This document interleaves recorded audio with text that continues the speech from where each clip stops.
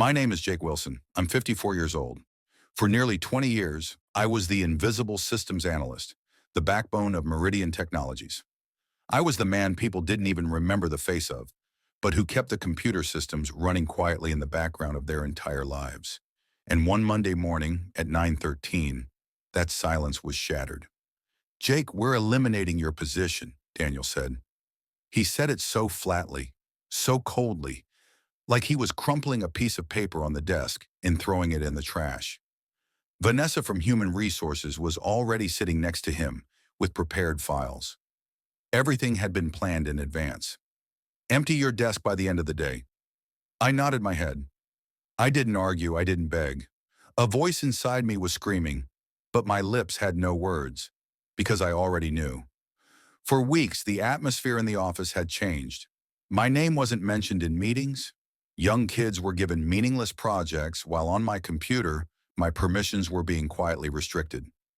I went back to my desk. My steps were heavy, but my face was expressionless. I stood at my desk and looked at it.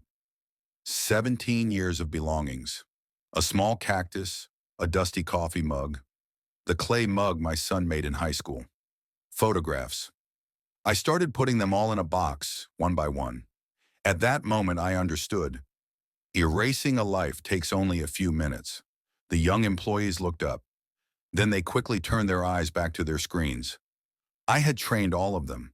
I had taught them how to write code, how to understand the systems, but no one dared to look. It was as if I were a ghost now. Bethany came over, from marketing. Her face was tense. "Jake, this is an outrage. You built this place," she said. I shrugged my shoulders. "Companies change. Like this? With no warning, after 17 years?" I cut her off as her voice began to rise. "It's okay, Bethany." It was okay. At least, it appeared to be. I picked up the box and headed for the exit. In the hallway, Daniel cracked his door open and looked at me. He didn't even offer his hand. He just watched me with his eyes as if to make sure. For me, that was the summary of 17 years. Surveillance. As I walked out the building's door, I felt an emptiness inside, but also a weight, because I knew that building better than anyone. Not just its bricks, its systems, its code, its back doors, its shadow accounts. And at that moment, for the first time, this thought crossed my mind. They have no idea what they've lost. I sat in my car. My security card was on the passenger seat. It had been renewed 16 times, another stamp every year. I stared at the building through the window for a few minutes. That building no longer belonged to me, but the secrets inside were still mine. When I went home that afternoon, Andrea greeted me. My wife, who had been by my side for years, quietly weathering every storm. She had made tea. "It's over," I said. Just that. No other words came out of my mouth.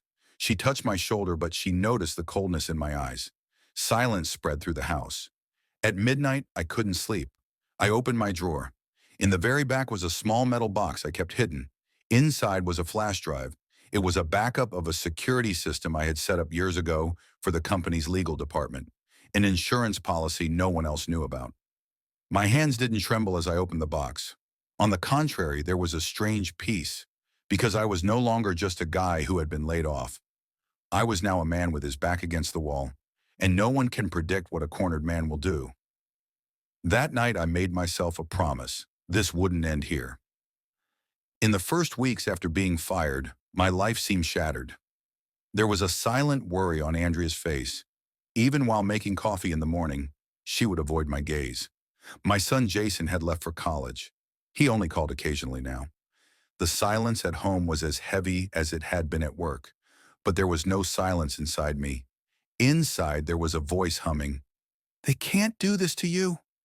Every night I sat down at my computer. I closed the curtains, kept the lights dim. Only the shadows of my fingers were visible in the screen's glow. Plugging in the flash drive was like opening a door that had been closed for years. I still had access to the company's old archives. Normally, access for anyone who was fired was cut off immediately. But years ago, when I designed the security system, I had left an invisible key for myself. Now I turned that key, and the files spilled out in front of me. Thousands of documents, contracts, emails, encrypted reports. At first, nothing made sense. But as my eyes scanned the lines, I noticed small inconsistencies. Wrong dates, missing signatures, repeating transfers. It was as if someone was acting out the same scene with different masks. My nights were sleepless.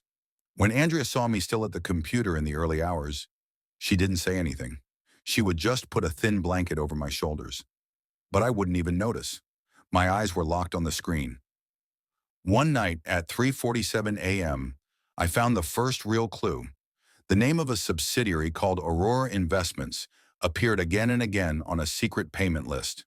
The figures were never less than 1 million, but there was no such company as Aurora, or at least it appeared that way.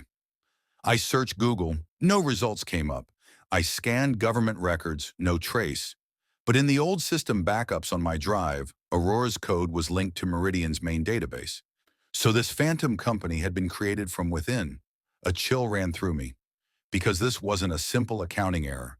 This was a secret scheme set up in the shadow of the entire company. But the strange thing was, most of the documents didn't bear Daniel's signature. Vanessa's name wasn't there either.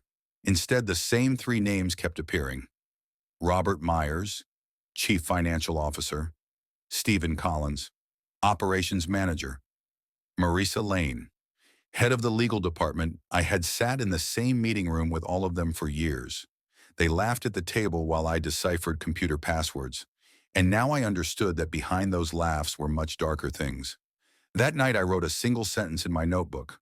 Revenge begins with evidence. The days blurred into one another. I printed out the documents one by one.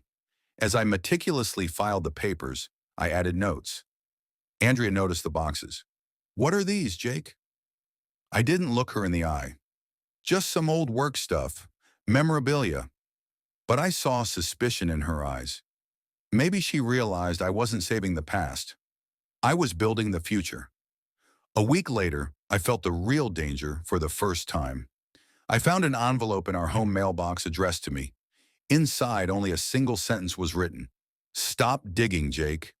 The handwriting was shaky but written in haste. There was no signature. The postmark on the envelope was from a downtown post office. At that moment, I understood that I was no longer just a laid-off employee. I was a man who had accidentally learned too much, and someone had realized it. But the strange thing was, I wasn't afraid. On the contrary, an energy I had never felt before was born inside me. Because this warning was also a confession. They were hiding. They were afraid. That night I wrote the second sentence in my notebook. Revenge is built by those who confront their fears.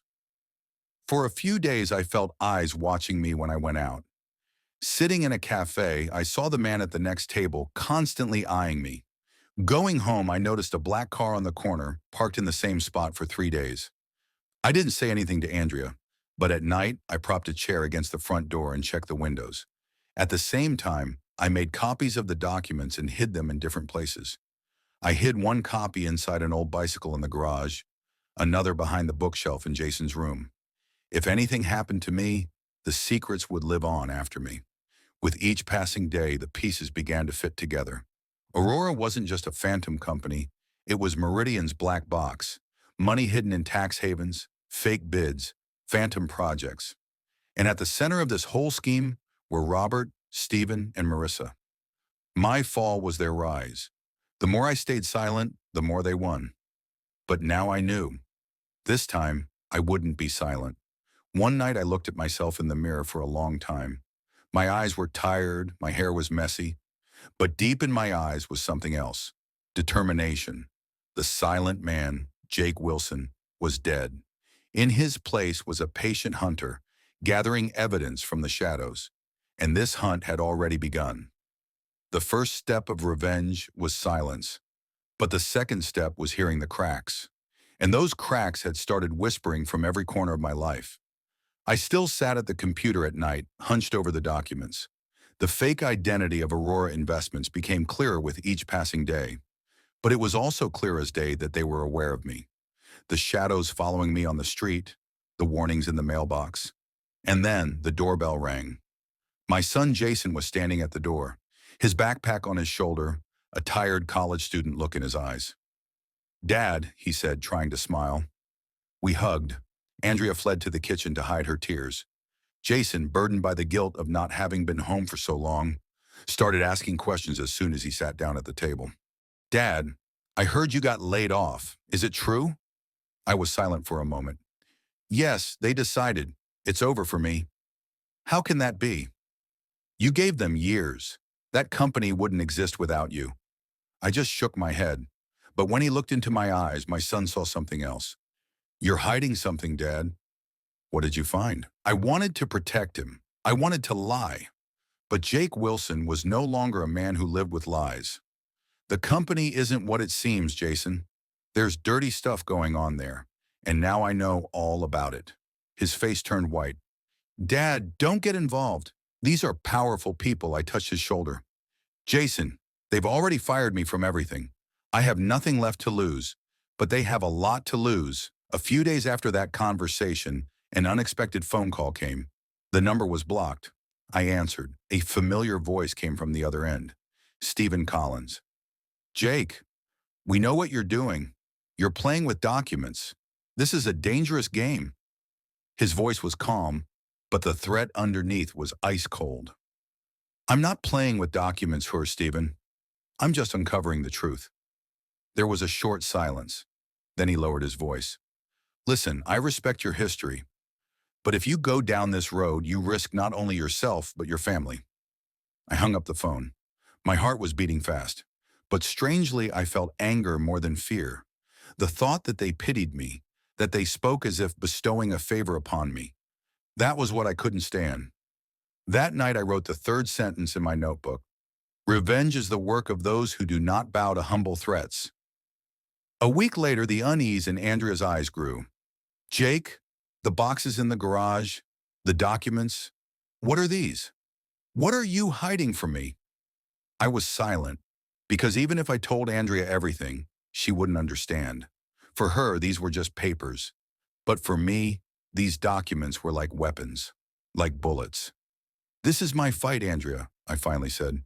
What if you burn us all? They were the ones who burned me. Now it's my turn. At that moment, I saw something else in Andrea's eyes for the first time, alongside fear, estrangement, as if the man in front of her wasn't the husband she had lived with for years, but someone else. Maybe she was right, because I was different now. My research dragged me even deeper. Among Aurora's records, I found a bank account in the Caribbean. Millions of dollars were moving through the account. The dates matched Robert's international trips exactly. This couldn't just be a mistake. But the real shock was that one of the accounts appeared to be linked to Jason's scholarship fund. At first, I thought I had misread it. I checked again. Number. Robert had made a donation to my son's school, and at a date close to me being fired. This was a message, a move made not to silence me, but to keep me under control. I felt like I'd been hit over the head, because it meant they had dragged my son into the game, not just me. I didn't say anything to Jason. He was my weak point. They knew that. But I promised myself, this time I would break their game. And then something unexpected happened. One afternoon, the doorbell rang. It was Robert himself. His suit was impeccable, a fake smile on his face. Jake, my old friend, he said. Andrea stood frozen at the door in surprise. When Robert stepped inside, the very air in our house changed, as if the walls had narrowed. We need to talk about a few things. We sat opposite each other in the living room. Jason was upstairs. Andrea was listening tensely in the kitchen. Robert looked at me for a long time. Look, Jake, we worked together for 17 years. We valued you. But you've gone down the wrong path. Stop poking around Aurora. I have an offer for you. He pulled an envelope from his pocket. It clearly contained a large sum of money. Take this. Move on with your life. Think of your family. We can even set you up with a new job. I fixed my eyes on the envelope.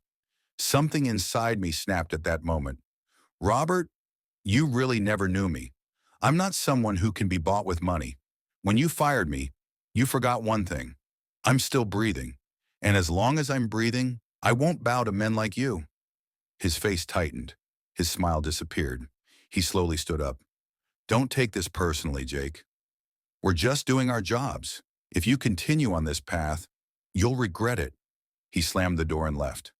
Andrea's face was pale. Jason came down from his room and asked what happened. But I didn't answer, because I knew now, this wasn't just about being laid off. This was a fight to the death between me and them. That night I wrote the fourth sentence in my notebook. Revenge grows in the silence of those who cannot be silenced with money. And I was no longer completely silent. The cracks were rising, and very soon those sounds would turn into a storm. Days turned into weeks. The atmosphere in the house grew heavier and heavier. Andrea had almost stopped talking to me. Jason kept asking about the dark circles under my eyes. Dad, this thing is destroying you. Let it go. They're too powerful. But I woke up every morning with the same words. Power lies not with those who hide the truth, but with those who reveal it. Collecting the documents was no longer enough. I had to detonate them somewhere. But I had to make a move that would open a door of no return. Because once I lit the fuse, it would be impossible to put out. One night, 2:30 a.m., hundreds of files bearing the signatures of Robert, Stephen, and Marisa were on my computer screen. Aurora's fake invoices, transfers to Caribbean accounts, phantom projects, and most importantly, an approval document bearing Daniel's signature. This was the key, because Daniel, as CEO, appeared to have approved these documents. If these documents came to light, not only Robert and the others, but the very top floor of the company would be destroyed. But just then, the screen went dark. My connection was cut. Someone had noticed my access. I didn't panic. I pulled a second flash drive from the drawer. I had backed up the documents, but I felt it then. They were very close now. I looked out the window at the street. A black car was waiting on the corner. The engine wasn't running. The headlights were off. But it was there. The next day, Andrea confronted me sharply. Jake, enough is enough. You're putting us in danger. I saw that car last night too, when I looked out the window. You're throwing Jason and me into the fire. You don't understand this, Andrea. This isn't just for us. There are thousands of people who need to be freed from their dirty scheme. Shareholders, employees, everyone is being deceived. Think of us. Think of us. I couldn't answer, because a voice inside me said she was right. But at the same time, I knew the path back had long been closed. That afternoon, I received an unexpected email. The sender's address was fake. The subject line read only, "I can help you." There was only one attachment in the message, a journalist's business card. Emily Carter, investigative reporter. I remembered the name. She was an investigative reporter for a local newspaper. She had previously exposed corruption in major companies. But I didn't know how she had reached me. We met on the beach at midnight. A cold wind was blowing, the sound of the waves overpowering the darkness. Emily was wearing a black coat, a small notepad in her hand. "Mr. Wilson," she said, "I know what you have. Aurora Investments. Black accounts. Give them to me. Let's take them down." I looked into her eyes. She was determined, but I was still skeptical. "If I give this to you, it will be dangerous for you too. They're not just playing with money, they're playing with lives. I've been dealing with these kinds of people for years, but I only have crumbs. You have the whole recipe. If you don't talk, they win." I understood then. My solitary war had now drawn others in, but I still didn't give her the documents right away. I only shared a few files. It was a test. I wanted to gauge her reliability. A week later, the newspaper's headline broke, "Aurora Scandal. Does Meridian have dark accounts?" The article didn't mention names directly, only hints. But that was enough to crack the company's walls. Rumors spread on social media. Small investors started selling their shares.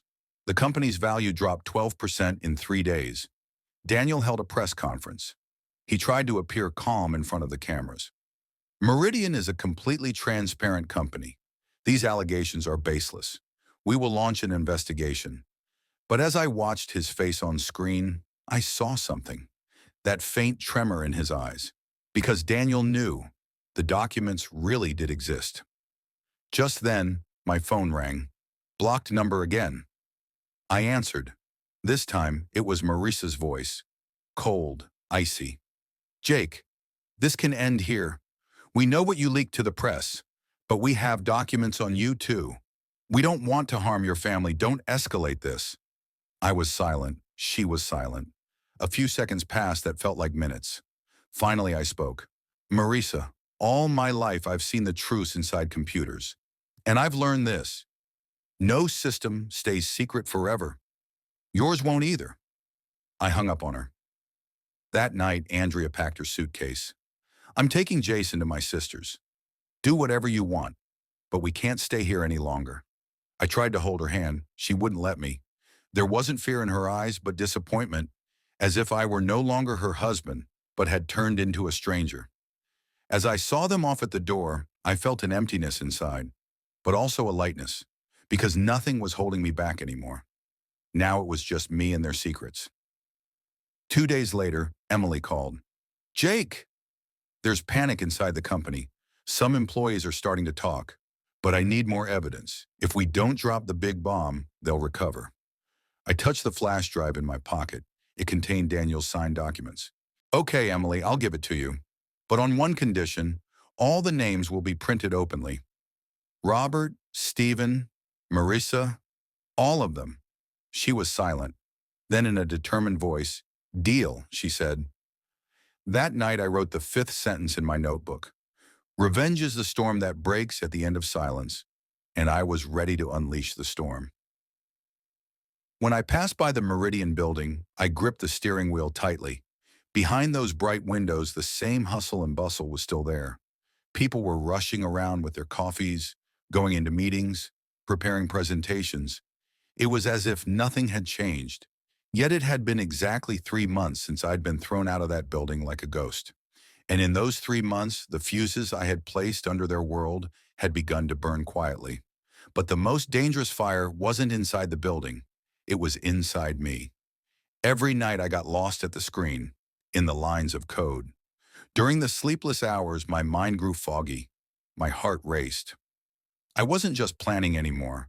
I was taking apart myself, my identity, my past, piece by piece. Who was Jake Wilson? A father who told his children stories? Andrea's silent companion? Or was I just a shadow burning out with a thirst for revenge? Andrea looked at my face with concern. "You can't go on like this," she said one night. I answered without taking my eyes off the computer screen. "Just a little more time. It's almost over." "What's almost over, Jake? You're disappearing day by day. Can you hear me?" There was a trembling fear in her voice. At that moment, I realized that even the person I loved most was becoming a stranger to me. But I couldn't give up, because I had made a decision. There was no going back. One afternoon outside the city, under a sky darkened by rain, I went to an old warehouse. The person I was supposed to meet was there, Mason. Mason was a former system security expert. He had worked at the same company briefly years ago, then gone his own way. He mostly worked in the shadows, had a finger in illegal projects. No one could guide me better than him. "Jake, you're still burning," he said when he saw me. "I'm burning," I said, "but now I know where to direct my fire. Tell me why you're here." I told him about Daniel's fake reports, the company's hidden billions in losses, how employees were silenced. I laid it all out in front of him. Mason listened quietly, then pulled out a small notepad and wrote a few things down. "This isn't just your revenge. This is about exposing them. But you need to know, Jake, this is a point of no return. Once you push the button, no one can save you." I shook my head. I don't want to be saved anyway. After that night, Mason opened new paths for me. Old tunnels I could use to infiltrate the company's global networks. Side connections that never made it into the records. The security gaps I had built years ago but were never used were still there. And I was returning through the doors I had opened with my own hands. Every line of code was like a slap in Daniel's face. Every firewall I broke shattered Vanessa's cold gaze. But as the nights progressed, I realized this war wasn't just with them. It was with me. I couldn't sleep. When I looked in the mirror, the lines on my face had deepened. There was a strange glint in my eyes. Andrea's words echoed in my ears. "You're disappearing, Jake." One night, right at 3:47, an alarm sound went off. A red alert appeared on my computer screen. Unauthorized access detected. Meridian HQ. I froze. They had noticed me too. My heart pounded in my chest. My fingers flew across the keys. Within seconds, I erased my trace and cut the connection. But I knew then. They were now at war with me too.